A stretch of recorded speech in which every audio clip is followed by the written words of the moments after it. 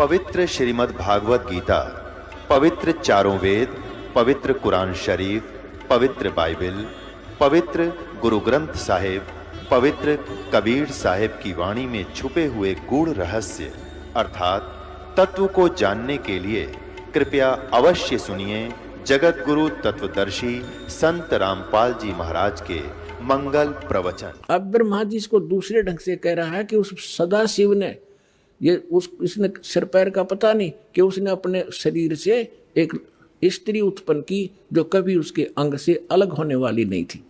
अब ये देखिए, उस समय एकाकी रहकर स्वेच्छा अनुसार विहार करने वाले सदाशिव ने अपने विग्रह से स्वयं ही एक स्वरूप भूता शक्ति की सृष्टि की जो उनके अपने श्रेयंग से कभी अलग होने वाली नहीं थी। वो कौन है?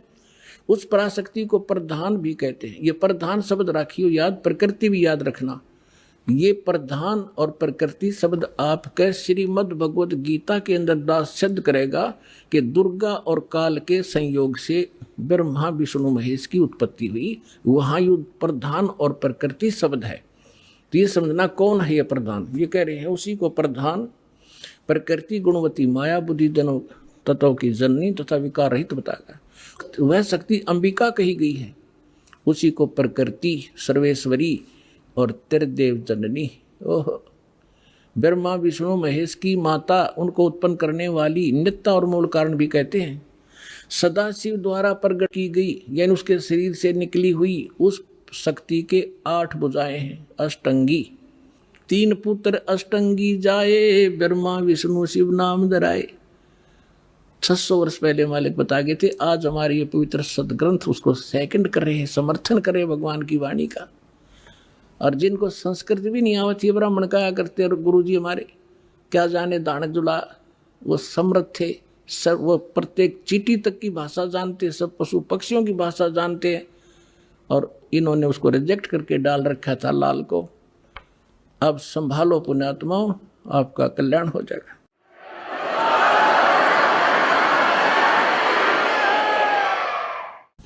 नाना प्रकार के आभूषण उसके श्री अंगों की शोभा बढ़ाते हैं। वह देवी नाना प्रकार की गतियों से संपन्न है और अनेक प्रकार के अस्त्र शस्त्र धारण करती है।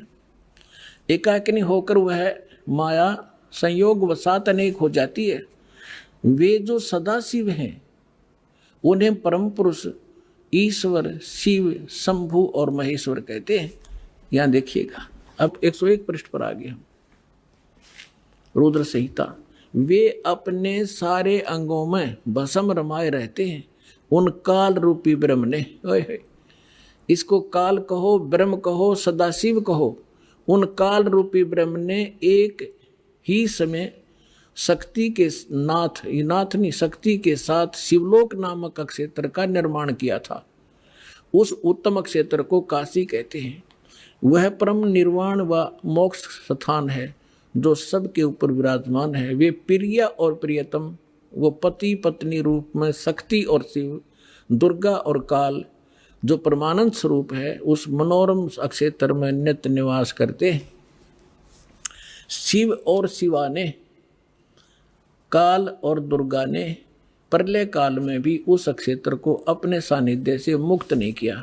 अब यहाँ देखना, देवर से एक समय उस आनंद वन में रमण करते हुए शिवा और शिव के मन में, दुर्गा और काल के मन में, ब्रह्म के मन में यह इच्छा हुई कि किसी दूसरे पुरुष की सृष्टि करनी चाहिए, यानी कोई संतान उत्पन्न करनी चाहिए।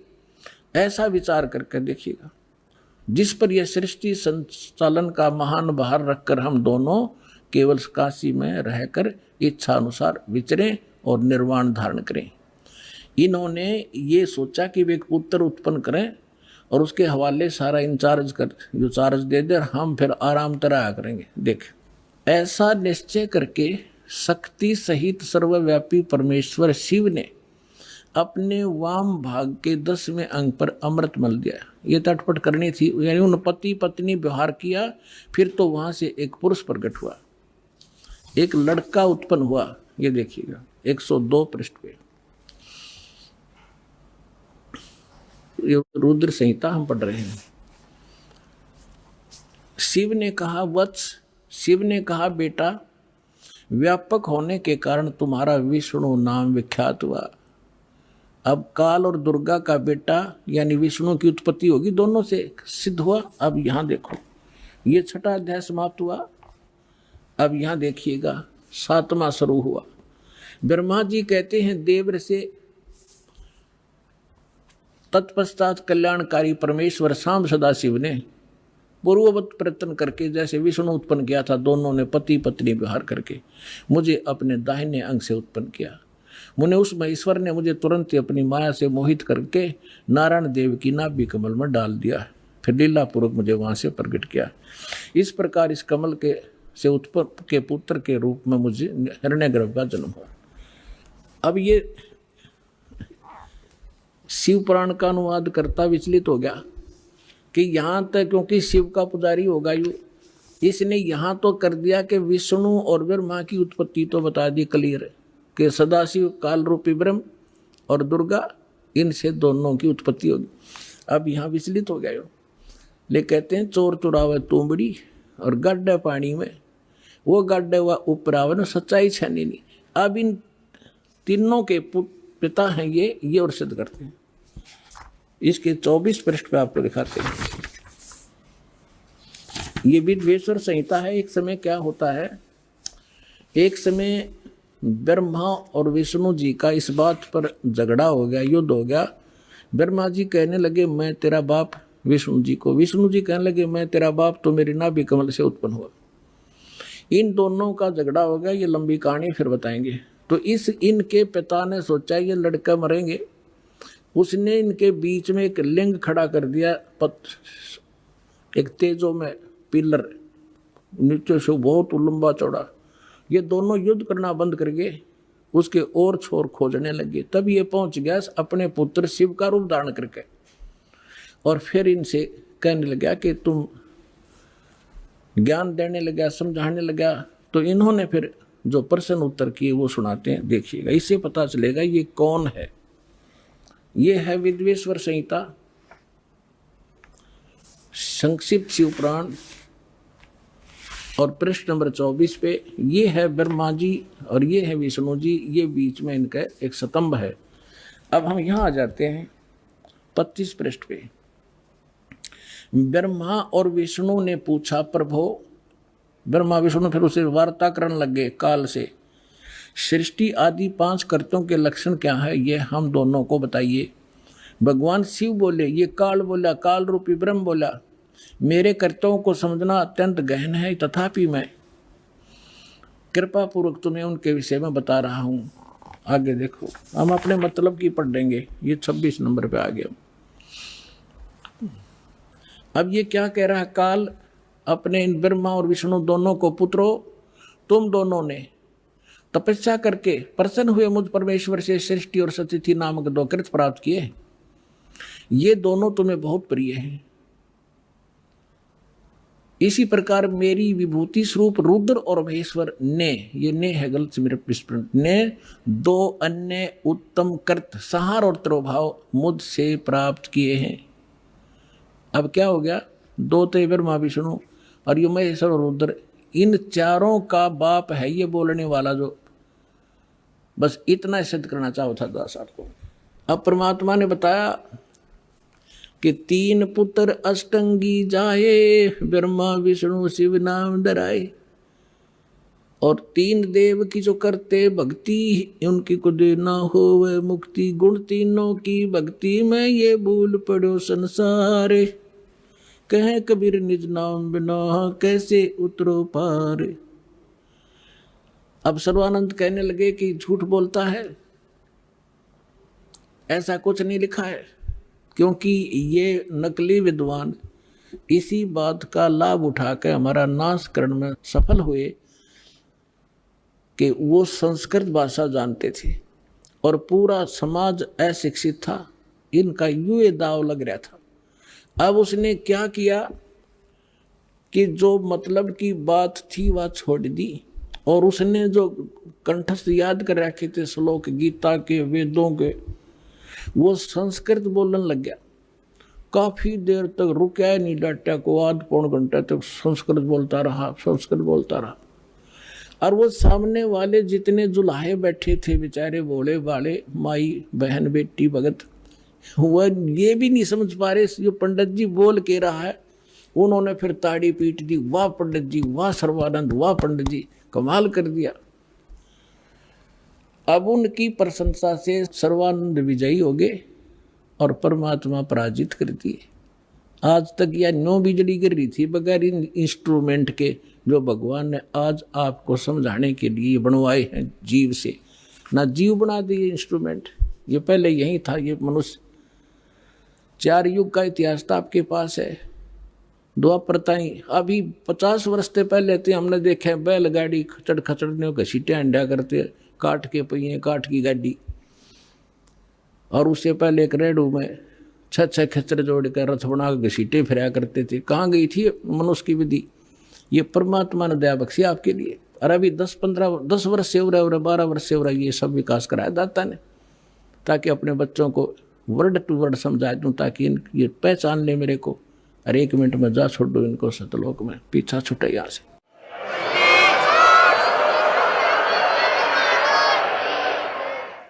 अब सर्वानंद फूल गया, भगवान की बात है। उनको तो सिर्फ हार जीत चाहिए थी, भक्ति ना भगवान। तो परमात्मा बोले भाई ठीक है सर्वानंद, आप जीत के मार गया, अब ठीक है जा तू अपने घर ने। कहने लगा ऐसे नहीं जाऊंगा, मेरी माँ ने कहा है कि लिख कर दे तू। परमात्मा बोले मैं तो अशिक्षित हूँ, तू लिख ले, आप लिख लो, मैं अंगूठा ला दूंगा। हाँ ठीक है। उसने लिख लिया। शास्त्रार्थ में सर्वानंद विजयी हुए और कबीर जी पराजित हुए। परमात्मा का अंगूठा लगवा लिया और लेकर कागज ने चल पड़ा। अब वहां जाके उसको माँ बोली रे भाई आ गया? कहाँ आ गया माँ? हो गया तुम्हारा शास्त्रार्थ? हो गया। 2 मिनट में हार गया। उसने जाते हार मान ली माँ मेरे से। तो उसकी माता जी ने कहा कि बेटा मैंने जो प्रार्थना की थी आपसे, कुछ लिखवा के लाया तू? हाँ, मैं कच्चा काम थोड़ा ही करता हूँ, ये देख। माँ बोली बेटा पढ़ के सुना। अब उसने पढ़ा, शास्त्रार्थ में सर्वानंद हार गया, कबीर साहब विजयी हो गए। उसकी माँ बोली रे तू तो हार का रहा मूर्ख, आप पढ़ने लग रहा। ओहो माता जी ऐसा है ना, मैं कई दिन से शास्त्रार्थ में लगातार रात्रि में जाग रहा था, गलती से लिखा गया मेरे से उल्ट लिखा गया। अकदा अब के ठीक लिख ले तू। वो दूसरी बार फिर पहुंचा कि कबीर जी ऐसे है, मेरे से लिखने में कोई त्रुटि रह गई है, मेरी माँ नहीं मान रही है, फिर से लिखवाना पड़ेगा। अब फिर लिख लो पंडित जी, मेरा कौन सा अंगूठा किससे है, कितनी बार लवा ले। उसने लिख लिया खूब सूझबूझ से। शास्त्रार्थ में सर्वानंद विजयी हुए, कबीर जी पराजित हुए। परमात्मा ने अंगूठा ला दिया। वो फिर जाकर कहा कि ले माता जी सुनाऊं। पहले तो उसको ही भ्रम था कि शायद मेरे से गलत लिखा गया होगा। अब सुना बेटा, शास्त्रार्थ में सर्वानंद उड़ अटक गया। अब बोल आगे बोलता क्यों ना? नहीं बोला माँ कभी गलत लिखा गया है। तो शास्त्रार्थ में सर्वानंद हार गए, कबीर साहब विजयी हुए। उसमें फिर ये लिखा पाया, उसका फिर भ्रम रह गया कि माँ फिर लाऊं लिखवा कर। जा बेटा फिर लिखवा ला। अब तीसरी बार फिर परमात्मा बोले लिख लो, होगी लगी होगी चूक आपके, कोई बात ना। उसने फिर ऐसे लिख लिया और परमात्मा का अंगूठा लगवा लिया। अब फिर जब उसने सोचा कि जब मैं बाहर पढ़ता हूं तो ये ठीक पावे है, और माँ के सामने जाता हूं इसमें यह के बिजली गिरे, तो बाहर से ही आंगन से ही उस पर नजर टिका ली। अपने घर में घुसने से पहले उस पर यूं करता जा, कति नु डांट रहा नजर। अकमाता सुनाऊं? अक सुना। उसके सामने अक्सर पलट गए, जैसे कंप्यूटर में पलट जाया करे। और न्यो का न्यो पकड़ गया, बैठ गया कलेजा पकड़ के। उसकी माँ बोली रे बोलता क्यों ना, तेरी बोलती क्यों बंद होगी विद्वान, बोल क्या लिख रखा है इसमें।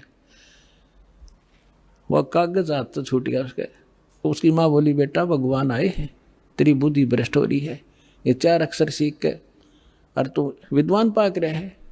जो ज्ञान उस परमात्मा का है तेरे पास तक कख भी नहीं बेटा। मैं तेरी भी कथा सुन रखी है, बहुत दिन हो गए। अब अपनी माँ के चरणों में पड़कर रोने लग गया हो।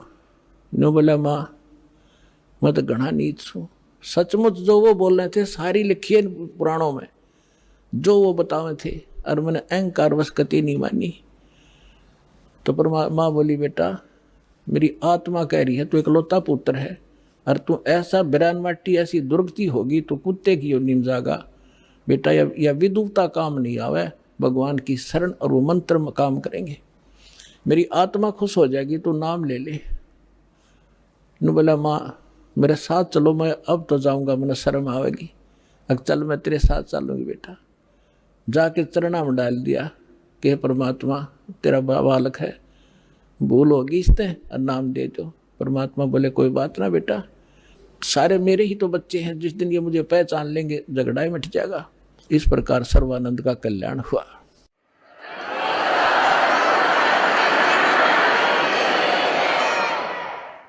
तो पुण्यात्माओं अब क्या समस्या आई? अब सर्वानंद विद्वान सब जाने बड़ा महापुरुष और सब वेदों का ज्ञाता सब हरा रखे उसने।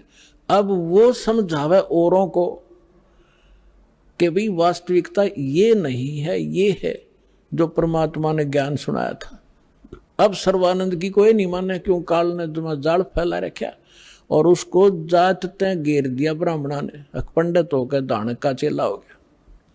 ज्ञान तो स्वीकार करना दूर रहा, उसका इतना विरोध कर दिया, लेकिन वो भगवान को पहचान चुका था। उसने समझ में आ गई थी जात तय कहते कुछ भी डाल दो, मेरा तो दाव लग गया। तो दोनों माँ बेटा ने भक्ति करी और अपना कल्याण करवाया। तो पुण्यात्माओं आपका सौभाग्य है कि आज ऐसे ही परमात्मा आपके पीछे पड़ा हुआ है। आपके पास कोई भगत मिला होगा, कोई पुस्तक लेकर गया होगा, किसी ने सीडी दी होगी। वो प्रेरणा अपने बच्चों के माध्यम से कहते करे कराव साइया मन में लहर उठा और दादो सिर जब दर जीव के आप बगल हो जा। परमात्मा कहते हैं गोता मारो स्वर्ग में और जा बैठू पाताल, गरीबदास ढूंढता फिर वो अपने हीरे मोती लाल। मैं रोत हूं सृष्टि को, सृष्टि रोवे मोहे, और कह कबीर इस योग को कोई समझ नहीं सकता कोई। मैं तुम्हें रो रहा हूं कि तुम मेरे बच्चे हो, तुम काल का फंस गए हो, तुम्हारी यहाँ कितनी दुर्गति हो रही है, कोई मनुष्य जीवन में सुखी नहीं, अगले जन्म में क्या हालत होगी, कुत्ते और गधे की योनियों में आप जाओगे। और आप मुझे खोज रहे हो, हे भगवान, हे सर्व सुखदाई, हे संकट मोचन। और मैं कहता हूं मैं भगवान हूं, तुम नखरे करते हो, तो भगवान कैसे होगा? धानक है, जुलाह है, राम और कृष्ण भगवान, और किसी को राहत नहीं मिल रही। तो परमात्मा कहते हैं मैं रोवत हूं सृष्टि को, क्योंकि तुम मेरे बच्चे हो, यहां फंस गए गलत जगह पर। मैं रोवत हूं सृष्टि को, सृष्टि रोवे मोहे, और कह कबीर इस योग को समझ नहीं सकता कोई। जिसमें धर्मदास जी को परमात्मा मिले और फिर उनको सतलोक लेकर गए, फिर उनको छोड़ा, वापस अपने यथास्थान को दिखाकर अपनी वास्तविकता से परिचित करा के जब परमेश्वर ने धर्मदास जी को नीचे छोड़ा तो फिर वो समझ गए, क्योंकि सारी लीला मालिक ने की हुई थी।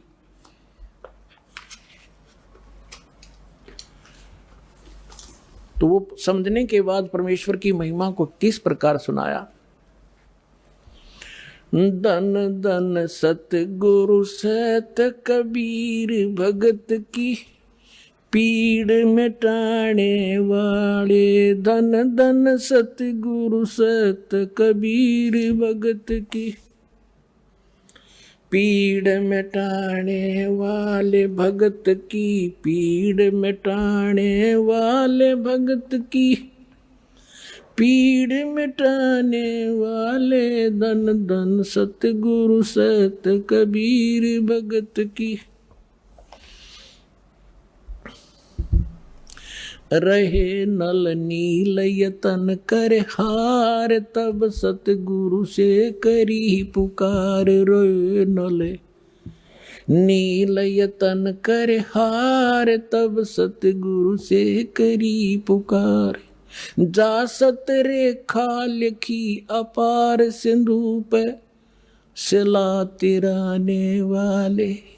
जा सत रेखा लिखी अपार सिंधु पे सिला तिराने वाले। धन धन सतगुरु सत कबीर भक्त की पीड़ मिटाने वाले। भक्त की पीड़ मिटाने वाले, भक्त की पीड़ मिटाने वाले। धन धन सतगुरु सत कबीर। डसी सर्प ने जब जा पुकारी इंद्रमती अकुला। डसी सर्प ने जब जा पुकारी इंद्रमती अकुलाए। आपने तुरंत करी सहाय बेरूली मंत्र सुनाने वाले।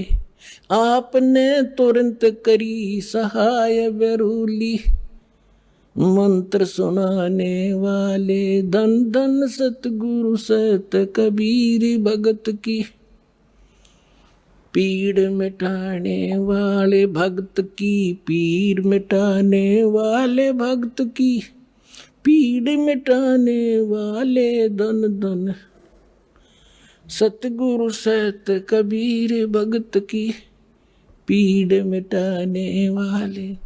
दामोदर सेठ के हो थे अकाज अर्ज करी थी डूबता देख जहाज। दामोदर सेठ के हो थे अकाज अर्ज करी डूबता देख जहाज। लाज मेरी रखियो गरीब नवाज समुद्र से पार लंघाने वाले। लाज मेरी रखियो गरीब नवाज समुद्र से पार लंघाने वाले। धन धन सतगुरु सत कबीर भगत की कह कर जोड़ दीन धर्मदास दर्श दे पूर्ण करियो आस।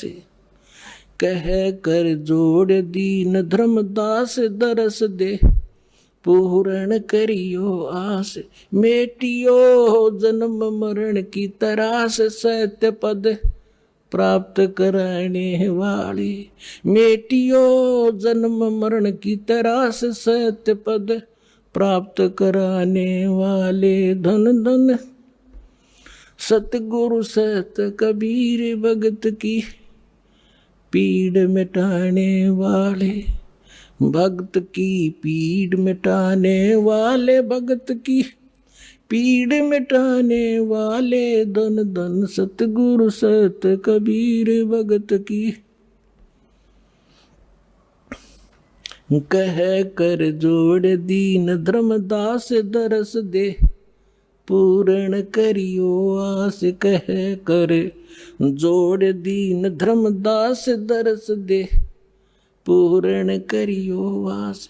मेटियो जन्म मरण की तरास सत्य पद प्राप्त कराने वाले। मेटियो जन्म मरण की तरास सत्य पद प्राप्त कराने वाले। धन धन सतगुरु सत कबीर भगत की पीड़ मिटाने वाले। एक समय बनारस के अंदर, काशी के अंदर एक दामोदर नाम के बहुत बड़े व्यापारी रहा करते थे, बिजनेसमैन। उनका अपना एक पोत था, समुद्री जहाज था, और उसके साथ वो व्यापार करने के लिए समुद्र मार्ग से दूसरी स्टेटों में जाया करते थे।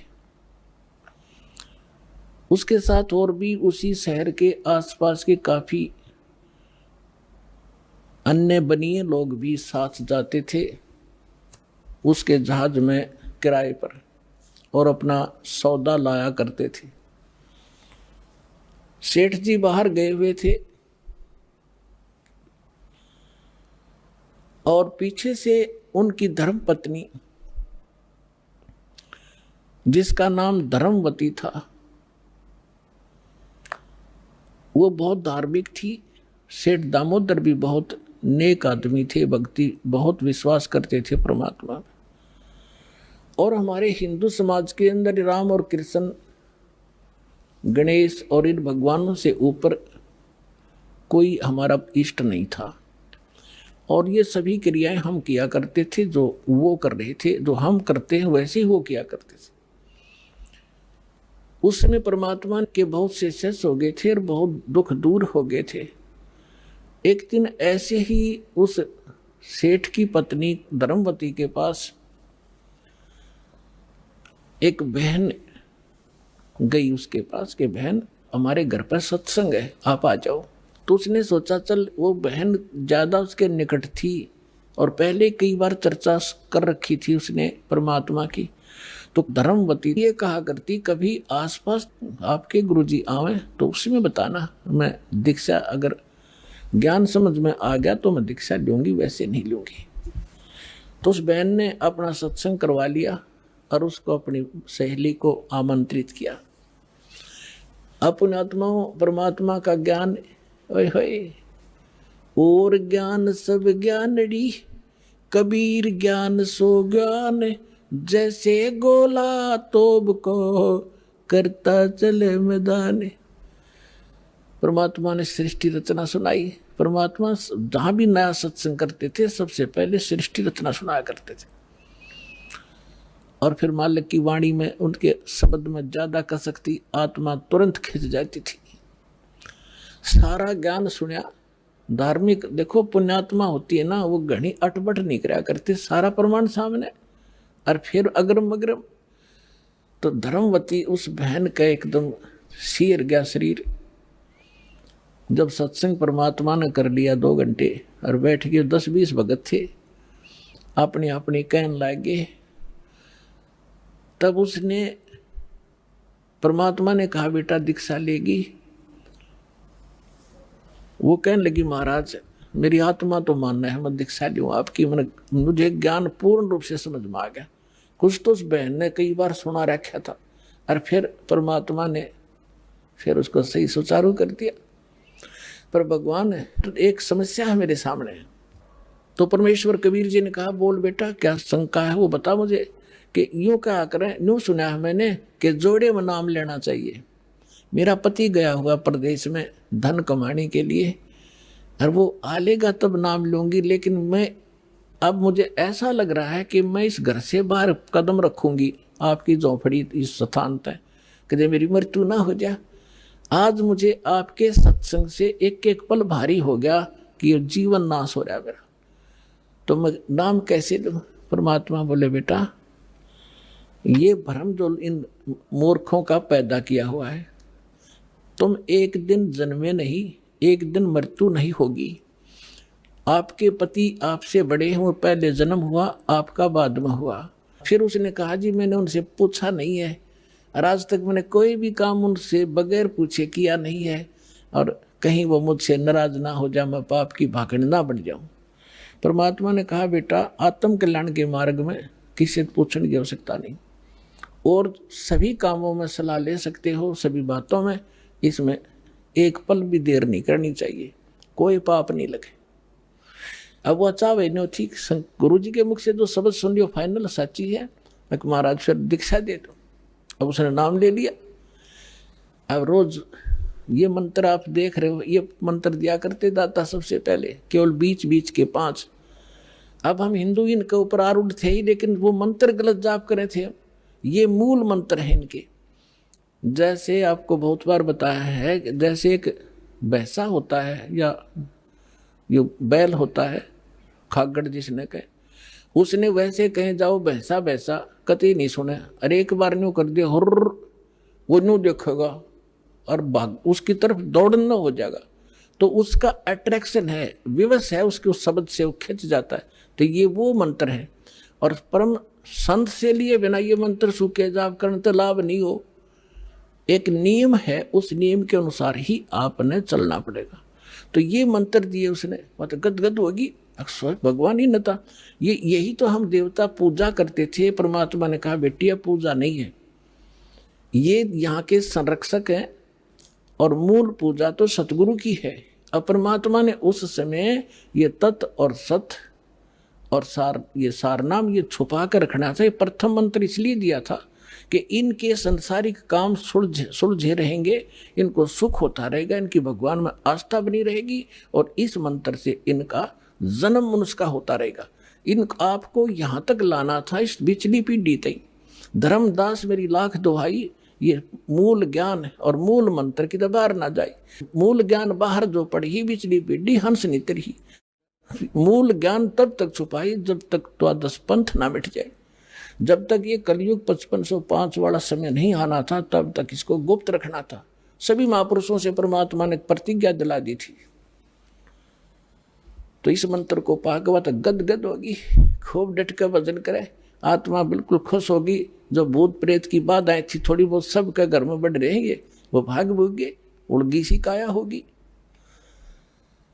अब क्या हुआ, सेठ जी आए 1 महीने के बाद में।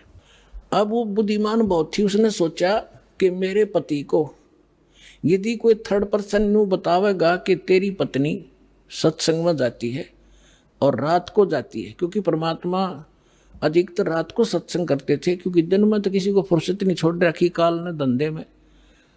तो उसने सोचा कि ये कहीं इसके मन में मेरे प्रति कोई दोष ना आ जा और हमारा घर नरक बन जावे। अब क्या हुआ, जिस दिन वो सेठ वापस आया उसी दिन सत्संग था भगवान का और किसी के आसपास ही। तो उसने सोचा कि अपने पति को मैं पहले बता दूं सारी कहानी, और ये ऐसा व्यक्ति है अगर मेरी बात को यूं मान लेगा तो फिर ये किसी की नहीं सुनेगा। तो जब वो खाना खाने लगा, खाना खिलाते समय उसकी पत्नी ने कहा, जी मेरे से गलती बन गई और मुझे अक्षमा करना, करोगे, माफ करना। तो वो कहने लगा कि मैं अपनी पत्नी पर विश्वास करता हूँ, मेरी पत्नी ऐसी गलती नहीं कर सकती जो अक्षम्य ना हो। फिर भी बता, अग जी सचमुच माफ कर दोगे, गुस्सा तो नहीं होगे? अगर ना तो बता। मैंने जी आपके पूछे बिना मैं ऐसे मेरी पड़ोसन नाम ले रखा है और उसके साथ में सत्संग में चली गई और परमात्मा की वाणी सुनी मैंने, मेरा दिल कर गया नाम लेने, और मैंने आपसे पूछे बिना दीक्षा ले ली। तो वो बोला, बड़ी अच्छी बात, इसमें क्या पूछना था? या कोई बुरा काम किया तूने? भगवान की भक्ति की, बहुत अच्छी बात है। उसका उल्गा सा हृदय हो गया, अके भगवान बड़ी दया करी दाता, ये तो बिल्कुल सरल देसी बन गया। फिर उसने एक और पॉइंट सोचा कि एक बार इसको वो सत्संग स्थल दिखा दूं जहां हम जाते और आते हैं, ताकि लोग इसको भ्रमित ना कर दें, तेरी पत्नी रात में भी जाती है तो यो आदमी का जल्दी सी सेट नहीं होया करे। और उस दिन सत्संग भी था। तो उसने कहा, जी ऐसा है, गुरु जी का आज सत्संग है वहाँ पर, और मेरी साथ की सारी सहेली चली गई, मैं आपके भोजन पानी में लग गई और देर होगी और ना गई तो गुरु जी के दिन नाराज हो जा, आप मेरे साथ चल पड़ो। तो वो कहने लगा, देखो मैं थका हुआ हूँ, दूर से आया हूँ, आप जाओ। और नो बोली, आप मैं जाऊँ कैसे, रात का काम, कोई साथ नहीं मेरे। तो कहने लगा, मैं चल पड़ूंगा और जाते मुझे नींद आवेगी, बता मैं क्या सत्संग सुनूंगा। उसने पता था कि एक बार यूँ चल पड़ा और सत्संग सुन लिया तो आली नींद इसने। तो वो कहने लगी, आप यूँ करियो, पीछे सी बैठ जियो, नींद आ जाए तो सो जाइयो, गुरु जी कुछ ना कहा करे।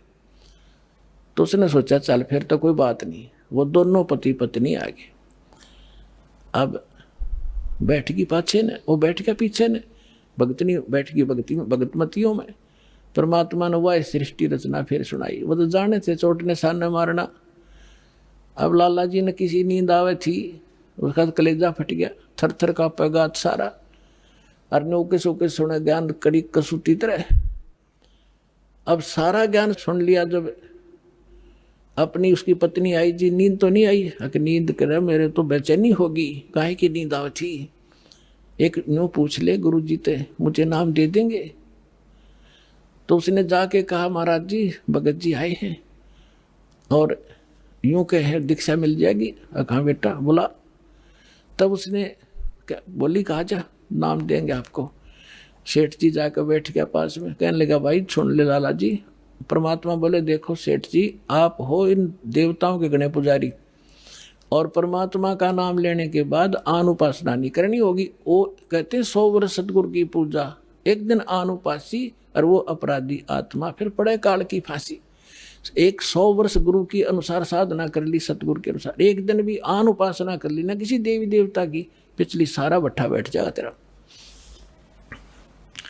तो वो लाला जी बोला, सेठ दामोदर कहने लगे महाराज जी मैं बाणिया हूँ और सौदा करना खूब जानता हूँ, मैंने सारा कुछ सुन लिया और सब कुछ देख लिया। आज मैंने सारे कथा सुन रखी खूब बड़ी बड़ी, जो ज्ञान आपने दिया इस पृथ्वी पर नहीं, और मैं जो वचन कराया करूँ दाता और पक्का करता हूँ, आप मेरे गुरु, मैं आपका चेला। फिर कहा कि भी देख मैं दानक और तू लाला जी, कल न तेरी बरादरी वाले भी तुझे धिक्कारेंगे। ने बोला जी मुझे नाम दो और आप साथ रहियो दास के, जो होगा सो देखी जाएगी, मुझे दीक्षा दो। और परमात्मा ने कहा कि और उपासना नहीं करोगे फिर किसी देवी देवता की, नहीं तो नुकसान हो जाएगा। लेकर नाम, और परमात्मा का हाथ से चित्र बनाया करते थे वहाँ, जब का हाथ से बनाया करते थे, सब जगह मिला करते थे। वो फोटो ले गया, जो विधि बताई थी विधान वो शुरू कर दिया आपने। फिर कुछ दिन के बाद वो कई दिन सत्संग सुने, फिर व्यापार में जाना था तो सभी वो दूसरे व्यापारी भी साथ थे। अब उसने क्या किया, उस जहाज के अंदर उसने अपना एक कक्ष बना रखा था जिसमें सारे देवी देवताओं के फोटो थे, और वहीं अपना घंटी बजाया करता, बैठ कर आरती करा करता, जय गणेश देवा माता थारी पार्वती, ये सारी कथा सारी आरती करा करता। अब उसने क्या किया, जाके पहले सारी मूर्ति उठाई और समुद्र में जहाज उठाए, समुद्र में जल प्रवाह कर दी, और एक फोटो परमात्मा कबीर जी का लगा ली। अब दूसरे जो थे वो लाला जी, उन्हें देखा रहे दामोदर ये देवी देवताओं के फोटो कहाँ गए। तो उसने बताया भाई मैंने दीक्षा ले ली गुरु जी से, और गुरु जी का जो सतगुरु की पूजा करते हैं ना, वो देवी देवताओं की पूजा नहीं करनी होती, इसलिए मैंने वो आदर के साथ जल प्रवाह कर दिया। तो वो सारे कहने लगे रहे तू भट्ठा बैठावेगा, तेरा नाश हो जाएगा। क्या है ये कबीर, ये धानक एक जुलाहा, इसकी कड़फंटी में आ गया तू, कहाँ बातों में आ गया, तेने देवता छोड़ दिए, रामकृष्ण जैसे बलवान भगवान छोड़ दिए, देखना तेरा क्या होगा। वो बोले भाई कुछ भी हो मेरे साथ, आप अपनी क्रिया करो, मैं आपको ना कहता, आप मेरे पीछे क्यों पड़ गए, मैं अपनी करूँगा, आप अपनी करो। अब उस दिन उसके बाद उसको कबीर कहने लगे कि यूँ आ गया कबीर, दामोदर कहना छोड़ दिया। ने बोला भाई कुछ भी कहो, थारी भी जी पवित्र है, भगवान का नाम लेने थे, ठीक है मुझे मालूम है तुम किस विषय से कह रहे हो, कोई बात नहीं। अब वो चले गए और सब अपना माल लाद के बच्चों समेत जा रहे थे कुछ तो, क्योंकि 3-4 महीने वापस आया करते थे। जब वापस आ रहे थे पूरा माल लाद के, और बीच में जब आ लिए समुद्र के, एक भयंकर साइक्लोन उठा, तूफान, समुद्री तूफान 30-40 फुट ऊंचा होकर, और इतनी 200 किलोमीटर प्रति घंटा की स्पीड से चला करता, जहाज दिखाता निशान भी ना पाओ उसमें कित पड़ा है। और देख लिया उन भी, क्योंकि छोटे मोटे तूफान कई बार ऐसे होते थे, उनको पता था ऐसी स्थिति बहुत भयंकर होती है। उन्होंने देखा तूफान उठ गया भाई, शाम का समय था, बिल्कुल सूर्यास्त होने वाला था। अब इतना भयंकर तूफान उठा, उन्होंने देखा कि वो तो भाई हो गया, काम बिगड़ गया। और तो थोड़ी बहुत तूफान दूर था, समुद्र में हलचल पहले शुरू होगी और जहाज डगमग करने लगा बुरी तरह। अब सारे अपने अपने देवता ने याद करें, कोई राम ने, कोई कृष्ण ने, जो भी जिसका इष्ट था, और दामोदर शांत बैठे। अब सब घबरा रहे थे, घिघी बंदगी, बच्चे मरे, सारी संपत्ति का नाश हुआ था।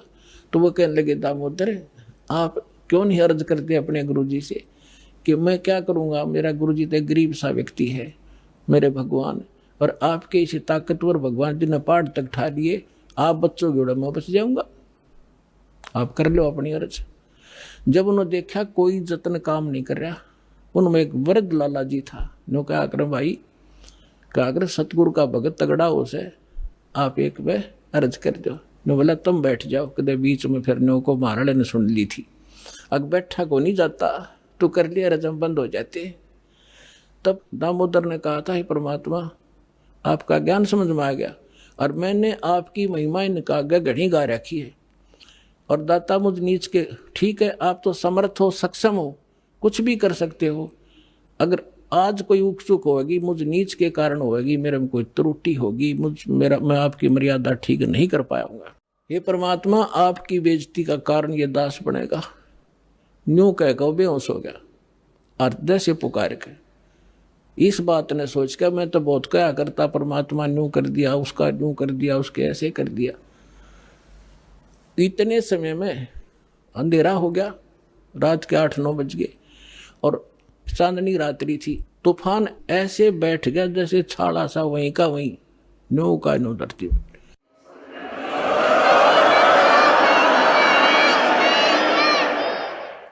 और समुद्र के जल में जरा सी भी हलचल नहीं।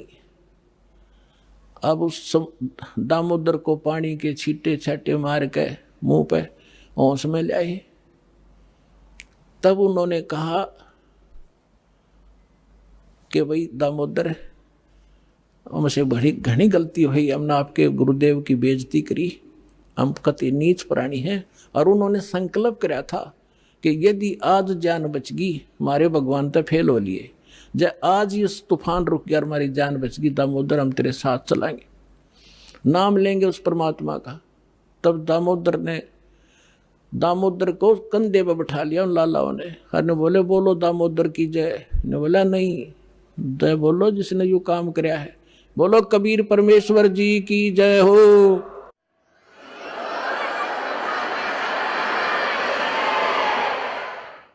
अब उधर से परमात्मा उसी दिन रात्रि में सत्संग कर रहे थे 7-8 बजे सी,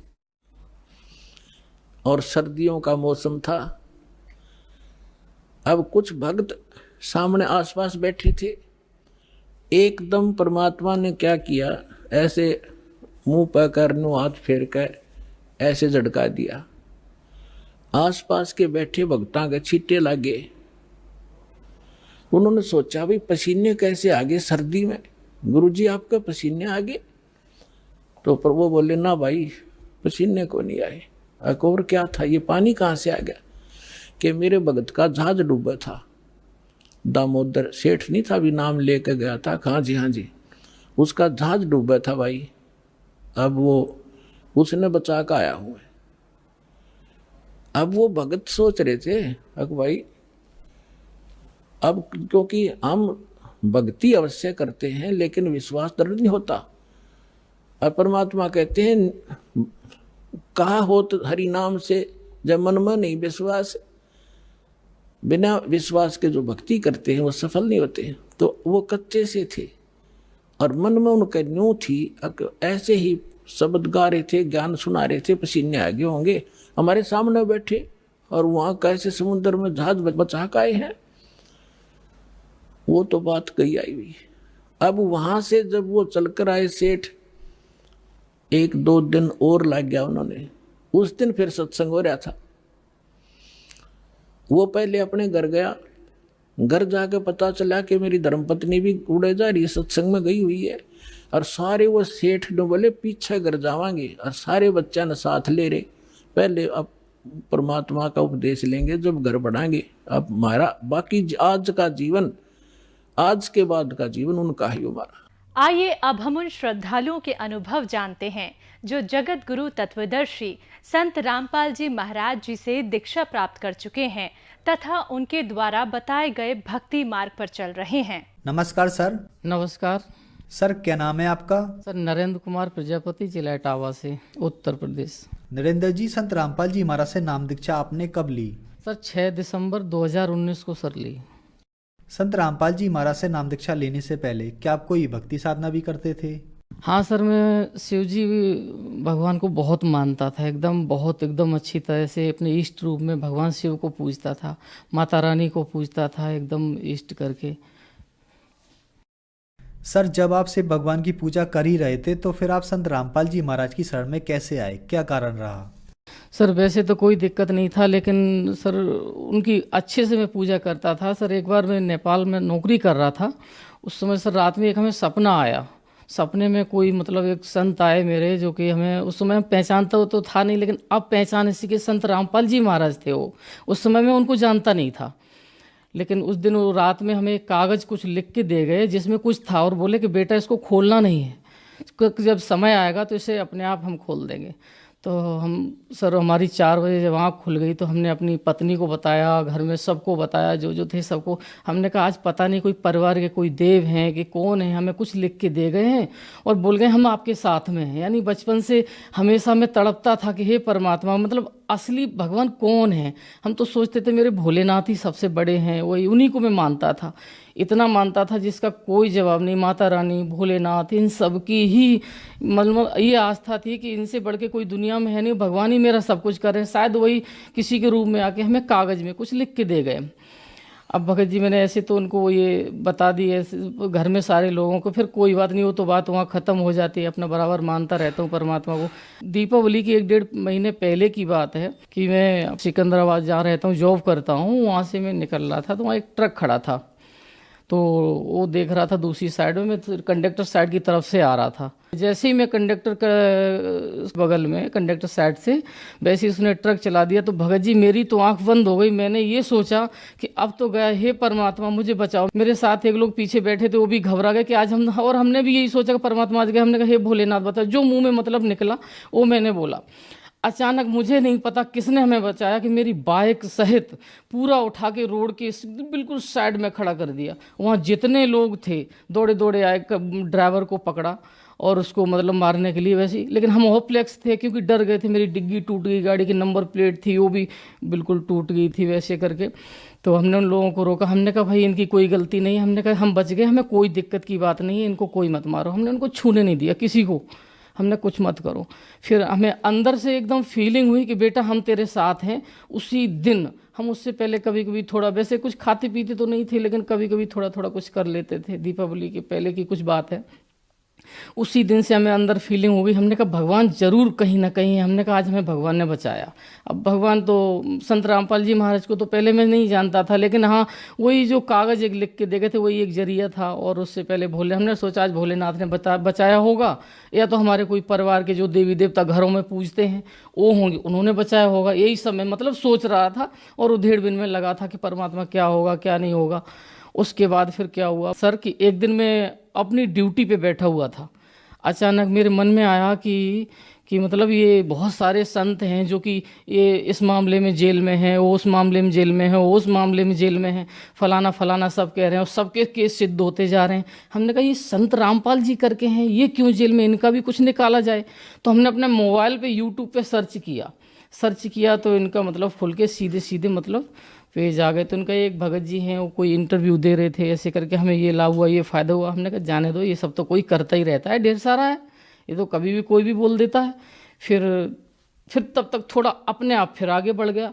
अपने आप जब आगे बढ़ा तो हाँ संत रामपाल जी महाराज उल्टा जो वृक्ष के बारे में समझा रहे थे, जब मैंने उसको सुना बड़े ध्यान से तो मेरे होश उड़ गए। हमने कहा बेटा आज सुधर जा, अभी तक बहुत बड़ी गलती कर रहा था, परमात्मा तेरे सामने है और अच्छे से पहचान ले। फिर मैंने उस पर ध्यान लगाया। सर जब मैंने उस पर ध्यान लगाया बड़े गौर से हमने जब वो सारी बातें सुनी परमात्मा की, तो मैं कांप गया, मैं तो रोने लगा, आंसू निकल गए मेरे। रात में 11-12 बज रहा था, मैं उसी को देख रहा था। फिर उनके हमने एक एक करके सारी चीज़ स्टेप बाय स्टेप और देखी। तो परमात्मा ने ब्रह्मा विष्णु महेश के बारे में बताइए, काल निरंजन के पुत्र हैं, ये ऐसे ऐसे हैं। अब हमें मन में बड़ी भड़क उठ गई। हमने कहा हे मालिक, हे दाता, हमें यानी कि जिनकी हम पूजा कर रहे हैं बचपन से, और हमें हुड़क थी इस चीज़ की बचपन से ही, जब तक छोटा था 5-6 साल का होगा तब से कि पूजा करता था कि कहीं कुछ करता था, हे परमात्मा कहीं दर्शन मिले किसी का। लेकिन हम ये फिर भी जब उस दिन वो वीडियो देखा तो मैं बहुत तड़प गया। हमने कहा परमात्मा तो यहाँ मौजूद हैं और हम भोलेनाथ को मान रहे थे। भोलेनाथ ने कभी हमें सपने में भी दर्शन नहीं दिए। कभी कहीं जाना, कभी कौन से मंदिर जाना, कहीं वैष्णो देवी के दर्शन करने जाना, कहीं नागेश्वर नाथ के दर्शन करने जाना, मेरी जहाँ भी जिसने बोला मैं तुरंत पहुँचता था फटाक से।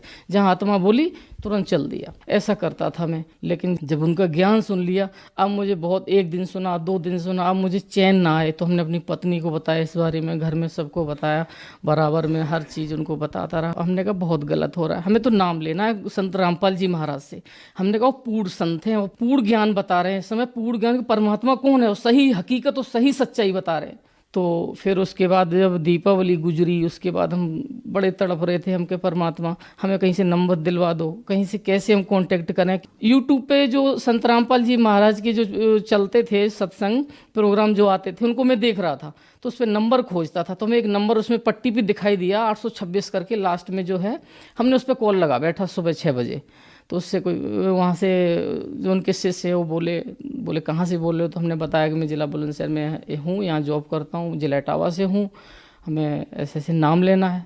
तो बोले ठीक है, हम आपको बुलंदशहर का नंबर देते हैं। उन्होंने हमें बुलंदशहर सेंटर का नंबर दिया, हमने उस पर कॉल किया, तब उन्होंने हमें बुलंदशहर का एड्रेस दिया यहाँ का। तो मैं एक दिन अपना समय निकाल के, अपनी ड्यूटी से, जॉब से समय निकाल के, हम एक ज्ञान गंगा, हमने सोचा पहले तो ज्ञान गंगा पुस्तक पढ़ेंगे गुरुजी की, क्योंकि परमात्मा का भी हमने कोई सत्संग नहीं सुना था, कुछ खास जानकारी नहीं थी कि संत रामपाल जी महाराज मतलब जो बता रहे थे वही मैं सुन रहा था। अंदर विश्वास नहीं हो रहा था फिर भी, लेकिन फिर भी अंदर एकदम हुड़क तो लगी गई।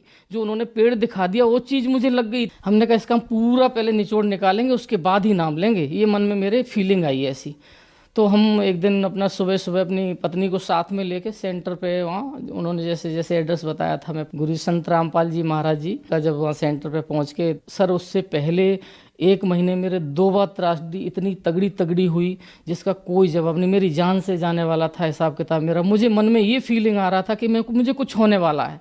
इधर संत रामपाल जी महाराज का हमने ज्ञान सुना तो हमें ये लगा कि हम बहुत गलत पूजा कर रहे थे, हमें परमात्मा तक मेरी खबर ही नहीं पहुंच रही, हमें बचाएगा कौन। मुझे अपने मरने की सबसे ज़्यादा टेंशन हो रही थी कि मैं ऊपर जाने वाला हूँ, जल्दी नाम ले कुछ बच जाएगा।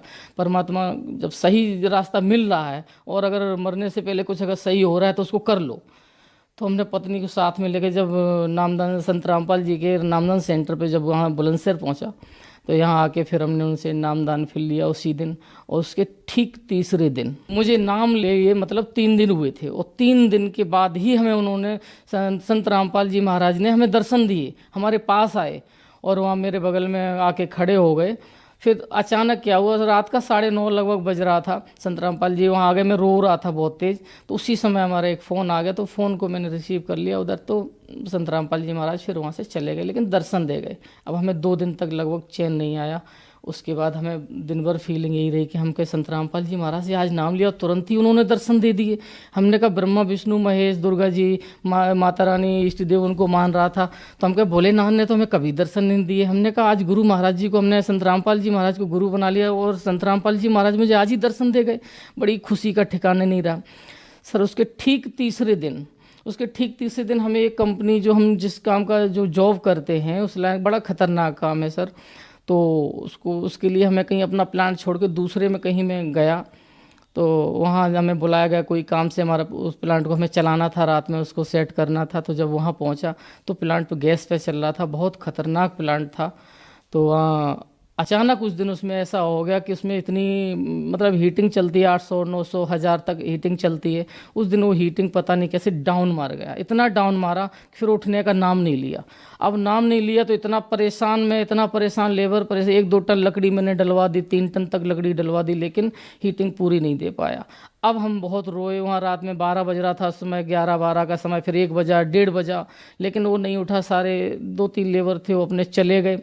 अब मैं बहुत परेशान हो गई। लास्ट में हमने कहा अगर इसमें कुछ गड़बड़ी हो गई तो हमने कहा सुबह 2-3-4 लोग फालतू में मारे जाएंगे। हमने कहा ये गैस का प्लांट है, फाल्ट मार देता है, एकदम बैक मारता है तो फट जाता है सिलेंडर की तरह। अब सर मैं वहाँ बैठा मैंने संत रामपाल जी महाराज को याद किया। हमने कहा संत रामपाल जी महाराज, आप पूर्ण परमात्मा का ज्ञान देते हैं तो आप पूर्ण परमात्मा मेरे लिए, मेरे गुरु महाराज आप मेरे भगवान हो।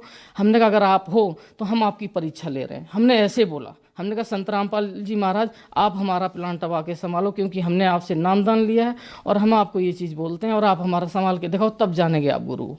हमने कहा परमात्मा हो, पूरा ज्ञान दे रहे हो। हमारा सर इतना कहते ही इतना तुरंत टेम्परेचर 1 मिनट हुआ, 2 मिनट हुआ, 1 2 3 4 5 करके टेम्परेचर बढ़ना स्टार्ट हुआ। हमने जब देखा मेरा टेम्परेचर बढ़ रहा है तो हमें इतनी तसल्ली मिली। हमने कहा मेरे गुरुजी महाराज संत रामपाल जी महाराज आ गए। हमने कहा जय हो बंदी छोड़ की, ऐसे करके कुर्सी पे जम गया। मैंने कहा परमात्मा, हमने कहा गुरुजी अब नहीं मैं उठने वाला। हमने कहा गुरुजी अब तो आप आ गए, अब चलाओ प्लांट एक बार। तो संत रामपाल जी महाराज का मेरा नाम लेते ही प्लांट इतना फास्ट चला जिसका कोई जवाब नहीं। और हमने ये भी बोला था कि मेरी इज्जत का सवाल है। हमने कहा गुरुजी मेरी इज्जत का सवाल है परमात्मा। हमने कहा संत रामपाल जी महाराज से बोला ऐसे करके। हमने कहा मेरी इज्जत का सवाल है, हमें आज बचाओ आप यहाँ से, क्योंकि दूसरी जगह गया। एक तो नाम मेरा था चारों तरफ कि फलाना है, फलाने हैं जो हमारा नाम लेके बुलाते हैं। मतलब कभी कभी नरेंद्र नाम है तो मोदी करके बोल देते कि मोदी जी आए हमारा प्लांट करने, ख़राब कहीं हो गया तो हमारा नाम बेकार हो जाएगा। गुरुजी नाम के लिए मैं जी रहा हूँ। हमने कहा हर इंसान ही जीता है। तो फिर सर जब प्लांट मेरा अपने आप, जब इतना कहते ही मेरा प्लांट अपने आप स्टार्ट हुआ, इतनी हीटिंग बढ़ी कि मेरा प्लांट अपने आप चला। मुझे कुर्सी पे जम गया। मैं 2 बजे बैठ गया, मैं नहीं उठा वहाँ से। मुझे 6 बजे छुट्टी, मतलब जाना था, अपनी ड्यूटी पहुँचना था दूसरे प्लांट पे।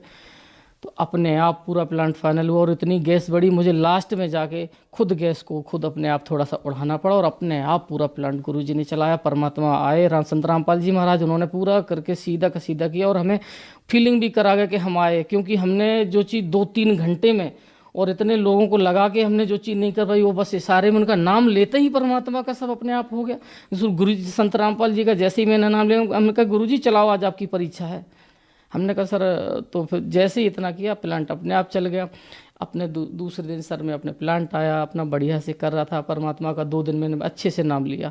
हमने कहा संत रामपाल जी महाराज हमके मेरी इज्जत उन्होंने बचाई है। तो हमने उनका खूब बढ़िया से जैसे उन्होंने अपने भक्ति साधना के जो मंत्र दिए थे, हम अपना उनको जाप किया। फिर 2-3-4 दिन गुजरा, फिर हमें अपने घर जाना था। जब हम अपने घर गए अभी लगभग पिछले महीने में, तो कुछ झगड़ा लड़ाई हर घर में थोड़ा चलता है। तो उस लड़ाई झगड़े के टेंशन की वजह से 2-3 दिन बाद घर से मैं वापस आ गया। अपनी पत्नी को घर में छोड़ा। सर में दर्द उस दिन बहुत ज़्यादा था। तो मैं शाम को आया अपनी ड्यूटी पे। जैसे मैं ड्यूटी पे आया, हमने कहा संत रामपाल जी महाराज से, हमने कहा गुरुजी हम बहुत परेशान हूँ। हमने संत रामपाल जी से बोला, हमके गुरुजी मैं बहुत परेशान हूँ, बहुत सर दर्द हो रहा है और घर में बहुत टेंशन है।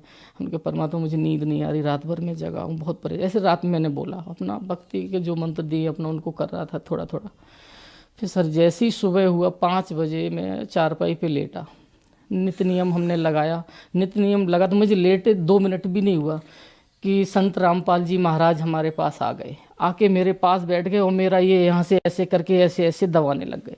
अरे मैं तो घबरा गया, मैं तो रोने लगा। हम कहे गुरुजी आप ये क्या कर रहे हो? हम कहे हमारे ही दबा रहे हो, पाप में हम जाके। बोले नहीं बेटा कोई नहीं, मैं तेरे लिए ही आया हूँ, मैं तेरे लिए है। बेड लेट मुझे उठने नहीं दिया संत रामपाल जी महाराज ने। बोले बेटा लेट मैं तेरे लिए आया। मेरे सर पे ऐसे हाथ फिराया और मेरा ऐसे ये दबा रहे हैं ऐसे करके। अरे मैं बहुत रोया, मैं रोता गया। तुरंत उन्होंने मुझे सुला दिया। कब चले गए तुरंत पता नहीं। ठीक 45 मिनट बाद में उठ बैठा।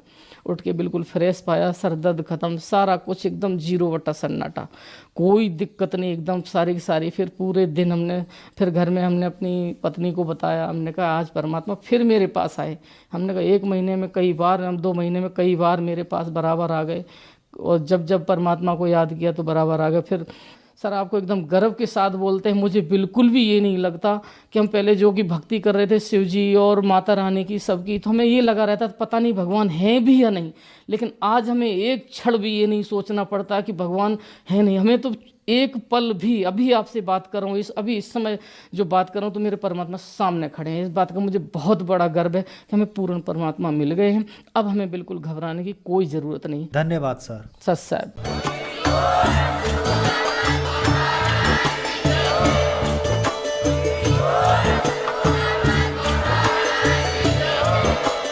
आप सुन रहे थे जगत गुरु तत्वदर्शी संत रामपाल जी महाराज जी के मंगल प्रवचन। अधिक जानकारी के लिए विजिट कीजिए हमारी वेबसाइट www.jagatgururampalji.org। संत रामपाल जी महाराज जी के शुभ आशीर्वाद से पूरे विश्व भर में 500 से भी ज्यादा नाम दीक्षा केंद्र हैं, जिन पर संत रामपाल जी महाराज जी द्वारा ऑनलाइन निशुल्क नाम दीक्षा दी जा रही है। अपने नजदीकी नाम दीक्षा केंद्र का पता करने के लिए संपर्क करें 8222 880541।